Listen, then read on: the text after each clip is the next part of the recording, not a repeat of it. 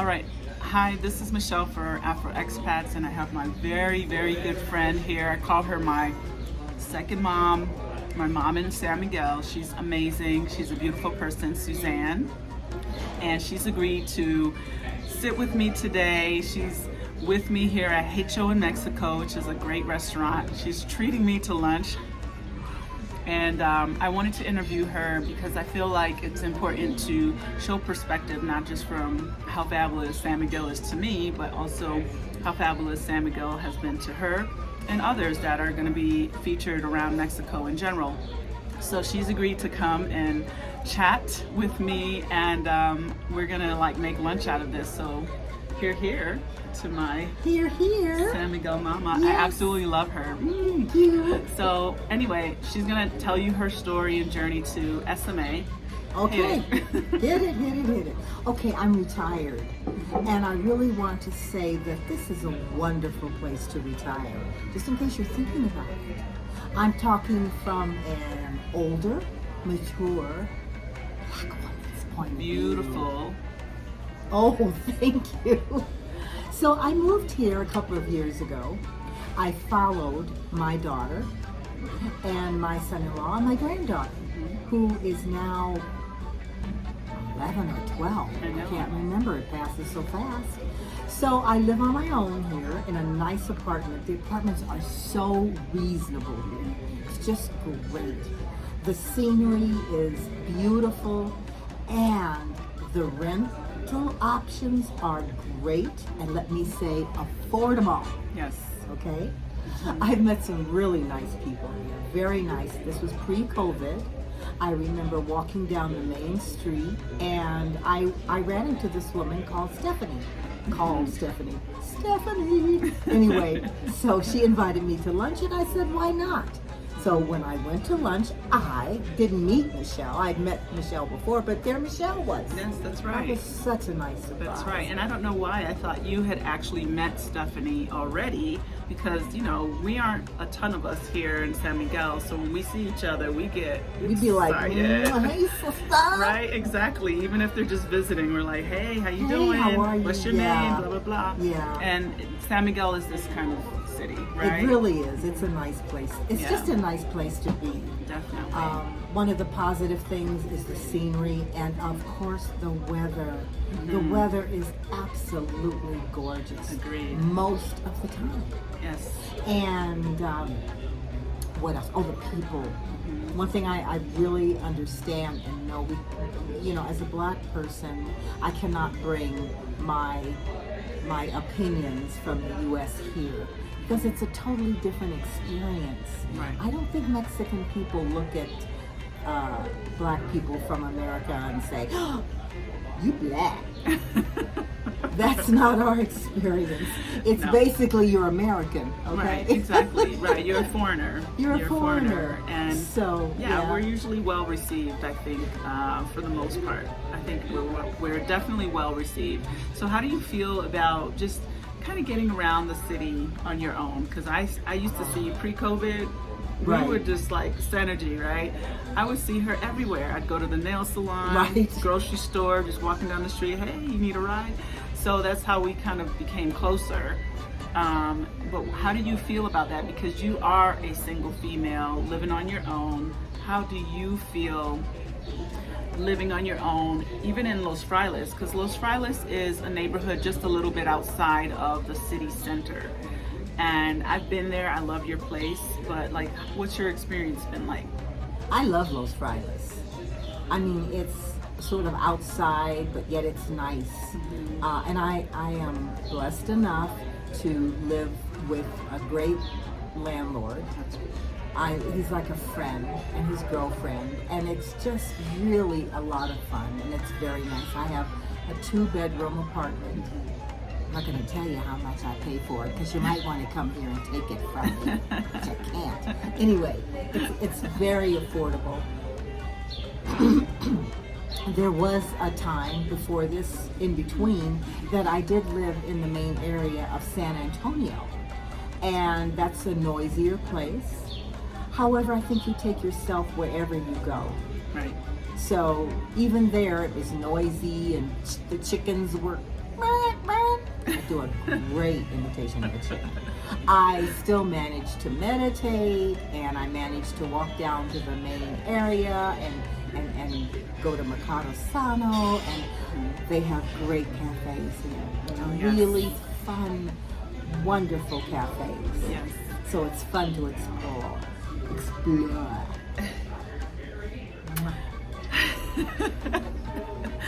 So, if you haven't picked up, Suzanne is super theatrical because that was her background, right? When you lived in California. And she has a really cool podcast called Urban Scare. If you haven't seen it on some of my pages, she's on there. You can find her. I'll definitely include the link below. But what I wanted to say is, you know, a lot of people ask, like, what can I do when I move abroad, whether it's a form of making money or just something creative. And San Miguel's super artistic. There are a lot of creative, artsy people here, including Suzanne. And yeah, you can tell us a little bit about just, you know, what you're training on, what you're learning, your artificial intelligence, which is like over my head. She's like doing all these really cool things, and I just think it's great. You know, you're continuing your craft. Yeah, I love to create, and the cool thing about San Miguel, it's a different vibe for me. It's more uplifting, and I have managed to kind of withdraw from the media because that's a very big distraction. So I am at home with my computer, and I've discovered so many things. I love to act. I love acting. I love writing. So what I've done is I found artificial intelligence, and I found all these characters that are not real voices. Well, they are real voices, but I can plug into them and I can get some nice characters. So that's what I do. Oop, the food is coming. Yes. Bye. We'll be back. So we took, we just took a little break so we could eat our food, so we're back. Yes, we're over here cracking up. We just got that whole dialogue going off camera. But yeah, so what I wanted to ask you is, like, what's your overall like opinion about living in San Miguel compared to maybe what you thought it was before you got here? So like your before and now, what do you think about it? Well, to be honest, I've learned in my maturity. I didn't really know. So I didn't really expect too much. I think sometimes our expectations can get in the way. So I visited, and just let me say this, when I just jiggled the table. It's okay. So when I first moved here, I went to a family dinner with my son-in-law, who's Mexican, and I ate the incorrect food, so I got very sick. But it wasn't the San Miguel food. I noticed San Miguel caters a lot to Americans, us expats. So I absolutely love the food here. My expectations, I tried to quell them, because I just wanted the experience and to be able to enjoy that. Okay. So, you know, how do you feel in regard to like the differences with you're living here now? You know, I know you had probably your job and your work and everything in California, but what kind of things keep you busy here besides your podcast and I know you're doing a lot of things from home, but you know, what kind of things are you into now that you're in SMA? Obviously, probably even pre-COVID. I spend a lot of time creating. I just started to walk on the track, which is not too far from my house. I really enjoy it. And I spend time with my family. Not a lot of time, because they have their own business. So I spend time with them and my granddaughter. So it's really nice.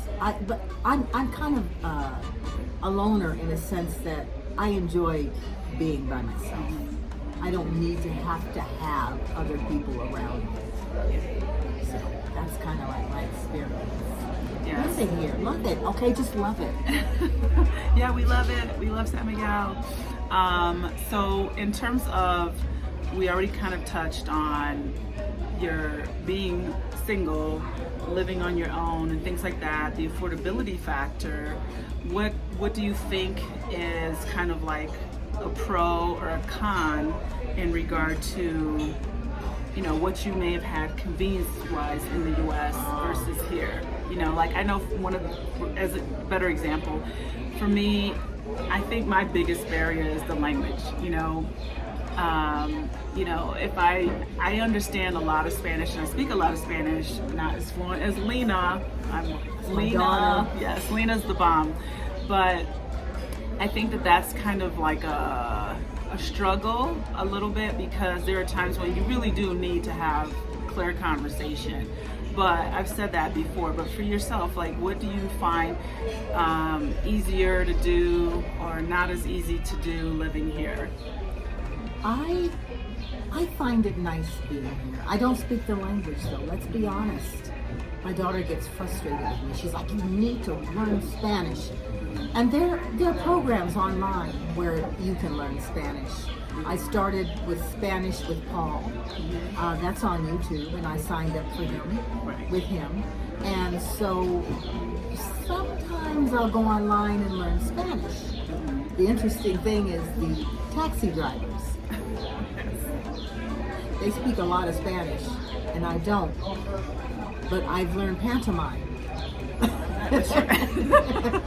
Gestures, you know. Exactly. A lot of body language. A lot of body language. Right. That's like international. And so when I came here, I learned things like necessary, hola, ¿cómo está?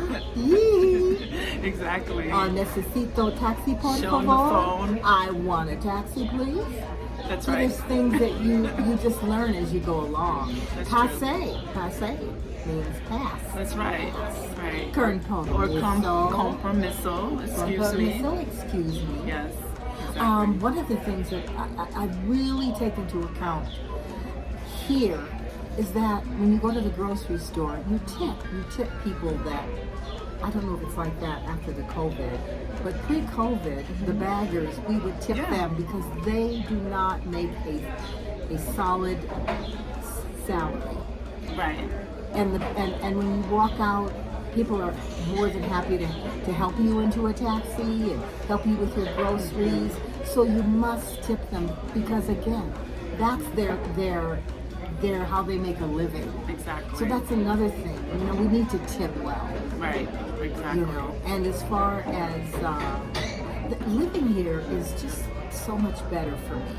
The U.S. became very expensive. The prescriptions here are much cheaper. Much cheaper. Well, that's a good point. So speaking of prescriptions and healthcare, do you have healthcare here, or do you just kind of pay as you go? Because we all know that at least the people that live in Mexico full time, we know that it's affordable for your general healthcare type things, like, you know, just getting a physical or going into the doctor because you have a cough or you don't feel good, and then buying the prescription is so inexpensive. It's not expensive. You can literally get like antibiotics and inhalers and whatever at a very, very reasonable price. So what's been your experience in terms of cost or just finding a good doctor? I know that's always a question I get from other people. Well, you know, the interesting thing is they do have Facebook groups that will help you if you're looking for a doctor. True. You get referrals, or you can ask friends and they'll give you. So if I need a doctor, it's definitely affordable. It's like $30 for a doctor's visit. Right. 30 US. 30 US doctors, exactly. If you need a prescription, for instance, I have glaucoma. I have two prescriptions for that, and can you believe it? To refill it, I just go take in the bottle, and they just refill it. I don't have to go up through all this red tape. Exactly. So it's definitely affordable. Now I have insurance in the U.S., very expensive insurance, and so I'm going to be flying back soon to get a full checkup there, and then I'll come back here for maintenance. Right. And that's very common. We also have full coverage in the U.S. and we go there when we're in town to wherever we are in the U.S. and we'll do like the full, annual check and blah, blah, blah. However, we could do it here because it's really not expensive. I mean, almost for probably what it would cost us to fly, pay for the accommodations for a family of 3 or a family of 4 or whatever, it's almost worth finding specialists here. And they have a lot of great hospitals. Especially in Karencita too. Exactly, a lot of specialists. Like if you really needed even a more higher end specialist, Mexico City is notorious for having seriously excellent doctors and excellent hospitals. So that's the thought. Meaning, like even if you just like, for example, I had family visit a couple years ago and they got all their dental work here because it was way cheaper. I mean, my mom was here last year, remember, and she came because she needed some things done, and she was able to get everything she needed. She was able to get it for about 1/3 of the cost that we were quoted for her to do it in Connecticut. And the U.S. is just skyrocketed. It is so ridiculous. Too much. Isn't there? Look at those cheeks. We get sidetracked. I know, so she brings out the theatrical thing. I bring out the funny too. We're having fun. You gotta have fun. Yes, we always have fun. So, do we want to talk about the cons here? Yes. What are the cons? No, I do, because I feel like we got to keep it real. I don't want people to watch this and think that everything's a bowl of cherries, but there are challenges. What are your challenges? I think the challenges wherever you go. Like Mexico, they're interesting. They're different. As an older adult or even a younger adult, you've got to realize that steps here, for instance, are never consistent. That's so true. Right? I mean, you could be walking up a step and you're like, where did that come from? 1 extra inch. And you do. I was like, what? So it's not true. Consistent. That's a good point. If you want something done, you can't be demanding here. I want it done now. Yes. Because truly Mexican folks is like, and? Yeah, you gotta have. You gotta have patience and you gotta have compassion and understanding. And I think if you're friendly, people will do their best to serve you. Yes. And also you get referrals when you're here. You get referrals. That's true. As far as being an older person, the cobblestones are very challenging. You've got to, in the U.S. they say, when you walk, you're supposed to look ahead. If you look ahead here, you might be on your butt looking up. Right, exactly. Or face down on the cement. Face down on the cement. On the rocks. On the rocks. It's a whole different meaning to on the rocks, right? Exactly. They actually call it, the City of Fallen Ladies or something? Oh, honey, that's literally. No, really. You don't need stilettos here. Let's just put it like that. Heck no. No, as a matter of fact, I'm going to be looking for thicker. I have tennis shoes, which is ridiculous. I need thicker shoes. Michelle, can I get it? Anyway, so. I got a pair you can have. Yeah, so, So it's a cobblestones. They don't have accommodations for wheelchairs. A few things, a few stores do, but that's it. Yeah. I mean, when you come here, you're going to be roughing it. Yeah. Kinda. Well, it's not a city, unfortunately, for anyone that has, disabilities. I mean, it is what it is. I mean, I don't know what the more political way to say that is, but it's really not wheelchair friendly. It's not stroller friendly. No, these women carry their babies. Or the babies are walking at like 2 months old. Yeah, that's right. They're walking, going to college, selling newspapers, something. Or they wrap them, right here. Yeah. But, I noticed that when I visited a few years ago, I did a research trip. And, little kids were just walking. It's probably a good thing. It makes them stronger. But, it's not very friendly in this regard. It's not even. The driving is very bumpy. I won't say it's a con. It's a part of the charm of the city. But it can be a little bit challenging if, one, you have any kind of like health thing and you have like hills where people have to, walk uphill or down. And we are over 6,000 feet above sea level, so the air is really thin air. Right. So that can be something to adjust to as well. Like I feel like at my house, when I get to the second level that I have to go up to get into my bedroom, I get to the top of the steps even now, and I work out, and I've been living here. I'm like, okay, I gotta catch my breath for 2 seconds. Yeah, it's challenging in that regard. But yeah, there are taxis everywhere. Taxis. Yes, hail a taxi, And they have Ubers. Yeah, and they have Ubers, and just be sure and talk to someone about, because when I first moved here, I was charged up the woo from a taxi driver. Oh yeah. I won't forget that one, because they see you coming and they're like, 200 pesos, Oh, no. 100 Get your pesos, change. and get your, understand what a peso is compared to US dollar. Right? Exactly. You kind of, but that's not hard, honestly. It No, really I isn't. mean, I think honestly, in any country, you're gonna have someone trying to overcharge you because you're a foreigner. It's just, Right. It is what it is.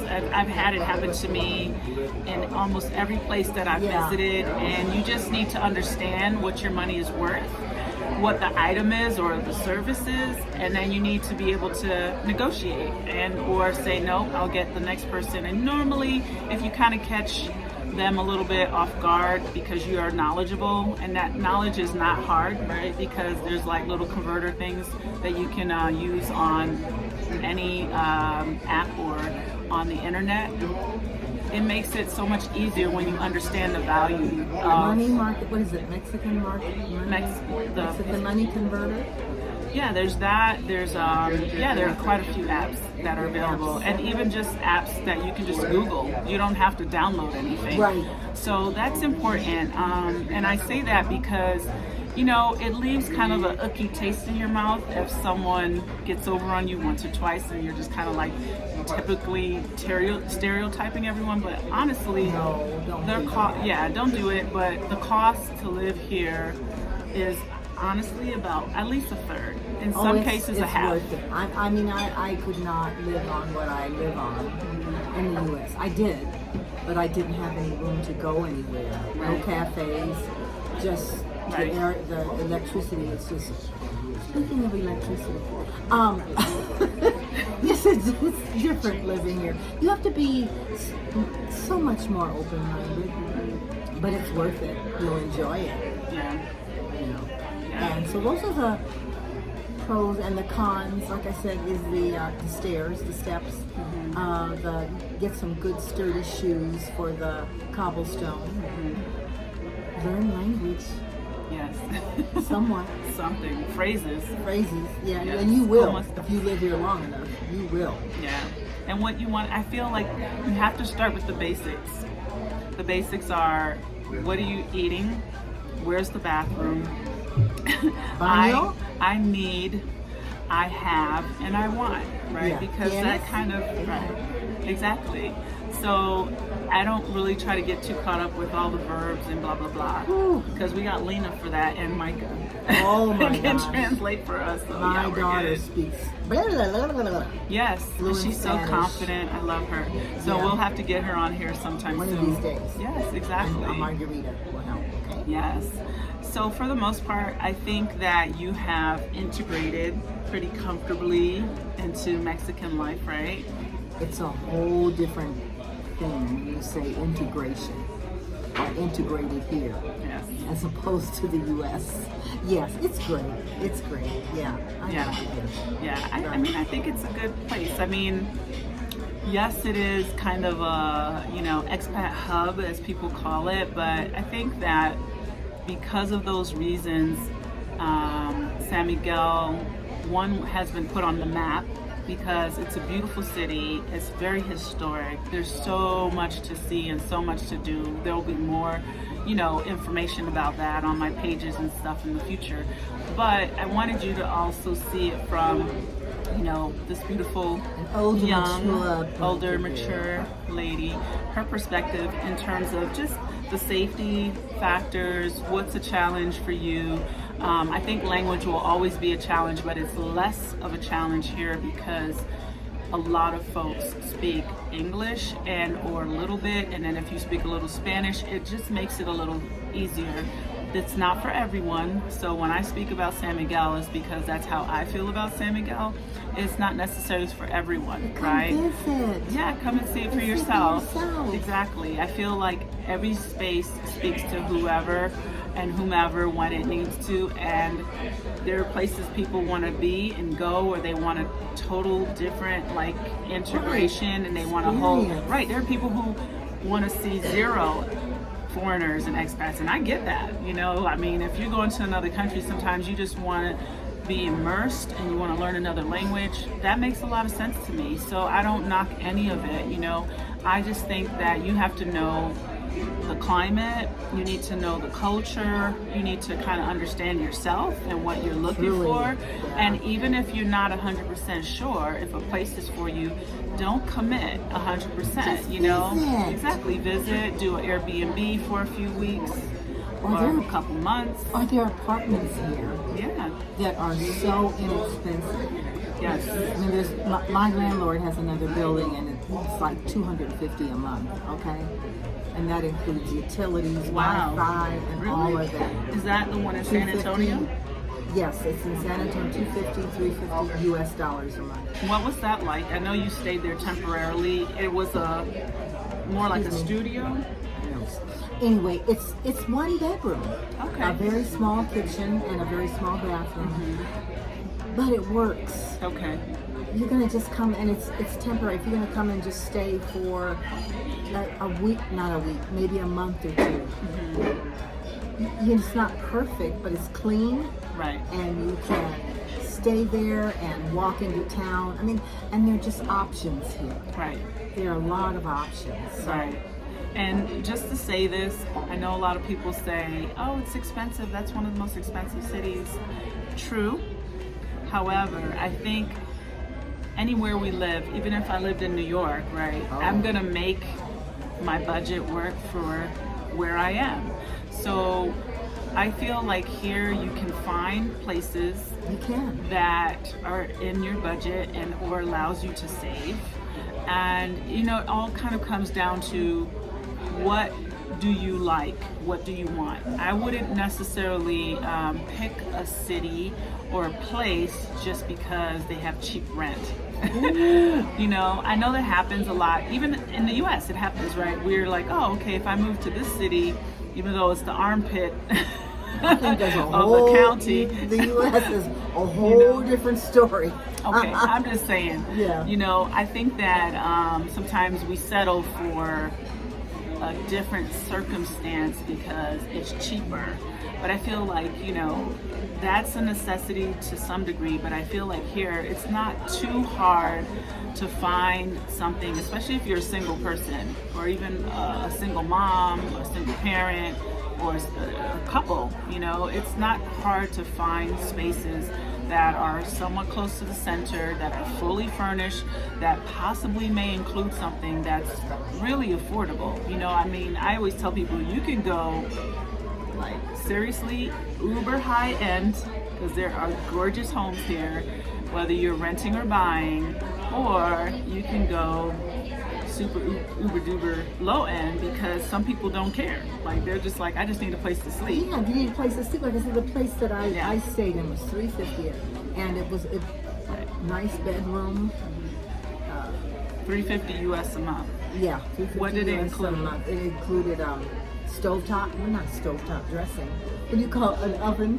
Oh, okay. A stove. Was it a full, like, or just the burners? No, it was just on the top of the. Okay. Yeah. A top. An oven. You plug it in, electric oven. Okay. That was cool. It included. Furniture if you want. It includes everything. Furniture. Did it include like internet or utilities? Free It was Wi-Fi. a full. Okay. Utilities, and you can find those. Okay. You can find those here. That's true. I remember a few scenarios, but my the girl that used to house it, she's not here any longer, but when she was looking, she was young and she just needed something that was kind of included everything and close to the center so she could walk to her job. They're here. She was paying like 3,000 pesos, which equals about 150 US a month, and it included, I think, her electricity and I believe Wi-Fi, and the only extra cost she had was the propane, which propane is very common here. They use it for, you know, gas stoves and also to heat your water when you shower and things like that. So that's all her cost was, and that's not a lot. So my point simply is that there's a wide range. You know, you could spend a lot on a house, or you could spend very little. Yeah. So come to San Miguel. Yes, come meet us. Yeah. So do you have anything else you want to share about your experience here? I'm trying to think. I just really love it here. I love walking out in the beautiful weather. I love the greenery. It's just fun walking to the central part of San Miguel, which I should do more. Okay? And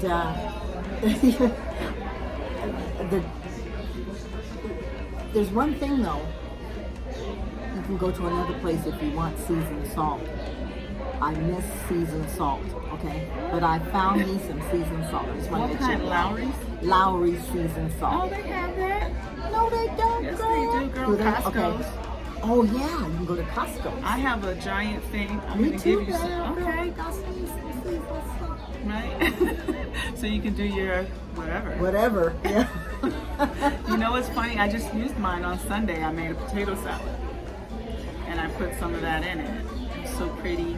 Tastes so good. Yes. No, they have Lowry's here. I think my struggle is finding curry, Jamaican curry. Oh yes, yes. I always bring my own. Yeah, exactly. I don't use it often, but when I do, girl. So anyway, when you come, we're all going to dinner over Michelle's house. Oh, okay. We're all gonna be cooking. Okay. No, we're not gonna be. We're gonna make her cook. I don't like cooking. You know I like entertaining. I've had you over, a whole bunch of other people. Yeah, so it's great. Come visit us. Yes, come check us out. All right, thank you so much. I love you so much. I love you too. Mwah. For doing this interview, Afro Expats. Don't forget to check out my website, afroexpats.com. There I have lots of information about living abroad, mostly living in San Miguel de Allende, but I also give 1 hour, 60-minute sessions if you're needing help on how to get here. I have tons of resources that I can share with you.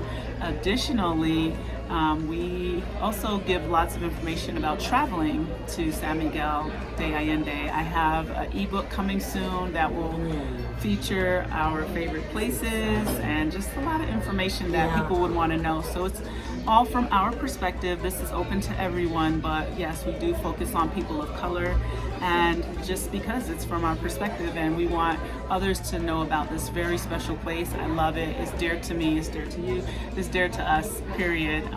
So check us out when you can, and thanks, and subscribe. Don't forget to subscribe, like, and share, and we'll see you around soon. Cheerios. Cheers to you. Cheers. Woo-hoo.